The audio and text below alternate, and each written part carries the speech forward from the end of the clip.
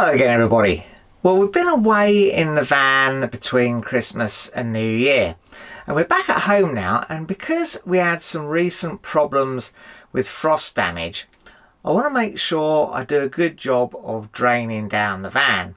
It's quite mild at the moment, but it is only January, so it's quite possible we're going to have some freezing weather and I don't want to suffer any more damage. So I'll show you what I'm going to do to make sure I've got all the water out of the components that could be damaged by another hard frost.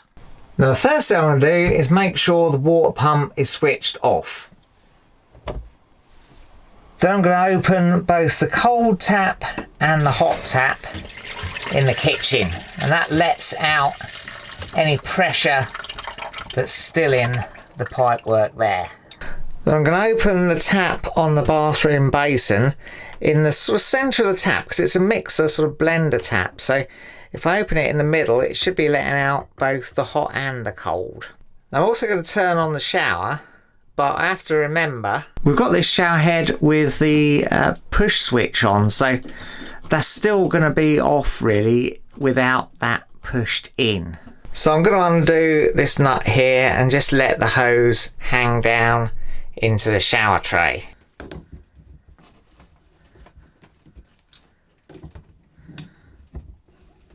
Now I want to make sure I don't lose this little rubber washer, so I'm going to tuck that on the top there. So there we go, that's just draining down into the shower tray. Now of course I've changed a few bits and pieces on the plumbing side of the van in the shower room and indeed on the sink tap there, so your van may well look completely different to mine, and of course you may have a totally different type of motorhome anyway, so nothing will look exactly the same perhaps when you're trying to drain down yours. Now my water tank is underneath this dinette seat, so I need to take the cushions off to get to the little hatchway that gets me to the drain off tap.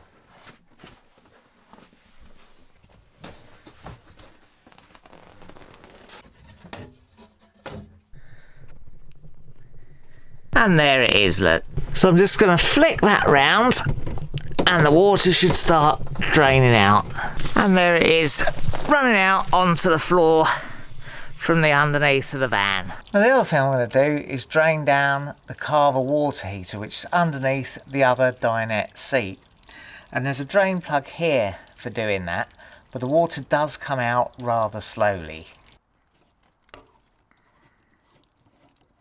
Now if you hold the bung before you take it out for a second, just to release any pressure stored in there. Then I tend to take it all the way out, making sure you don't lose the little rubber O-ring seal. And I just tuck it on the top there with the screwdriver while I wait for that to finish, and that can take quite some time to drain out. Now it goes without saying that you need to be on fairly level ground. It's no good trying to drain it down if you're at a crazy angle, because the water may well stay in the areas of the tank that are perhaps below where the drain is. And also of course throughout this process I'm leaving the taps open so there are no airlocks. Now of course the biggest problem we had before was with the pump freezing up. So I don't want that to happen again. So what I'm going to do is I'm going to undo these two unions either side of the pump so that I can get any remaining water that's in the diaphragm of the pump area out. And also I can drain out these two hoses. But of course that's going to make a little bit of a mess in here, so I'm going to put a towel down just to soak up any water that comes out when I do that. Now because these are a little bit tight, I'm just going to use some water pump pliers just to help me ease them open.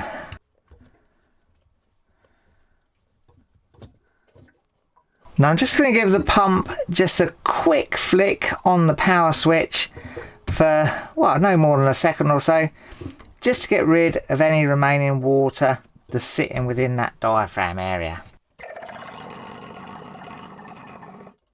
And now I can remove this towel and, well, I guess that's no good for washing up anymore, is it? So I'll have to put that in the laundry. Right, now this water storage tank has drained down completely. There's no more water coming out outside. I'm going to close off this tap. Now you don't want to leave it open because little bugs and odd me dods, spiders and earwigs and stuff could come up and get inside your tank, and then next time you go camping they could pop out the taps in the middle of the night and shoot up your nightdress. And nobody wants that now, do they? So I've pretty much finished in this locker now, so I can put the lid down and put the cushions back.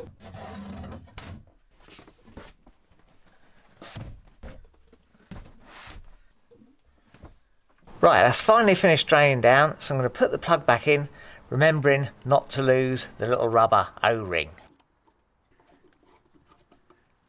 So that's pretty much all I'm going to do to protect my van from any frosts before I next use it. Now, I have heard people say that they do extra bits and pieces like blow the hoses through with compressed air, because there is bound to be some water in them underneath the van. And I'd probably do that if I was going to leave the van for longer, but I expect to be using the van again very soon, so I'm not too worried about that. I think that's more one for the long-term storage. Now, of course, your van is probably different to mine, and especially if you've got a newer van, you should follow the manufacturer's recommendations for draining it down in the winter time. This isn't really a tutorial, this is just me showing you what I've done. But if you have got a similar van and you drain it down in the winter time between trips, is there anything you do that I haven't done, or is there anything I've done that you wouldn't bother with? Drop a comment below and let me know, because yeah, I'm just learning this as I go along as well, really.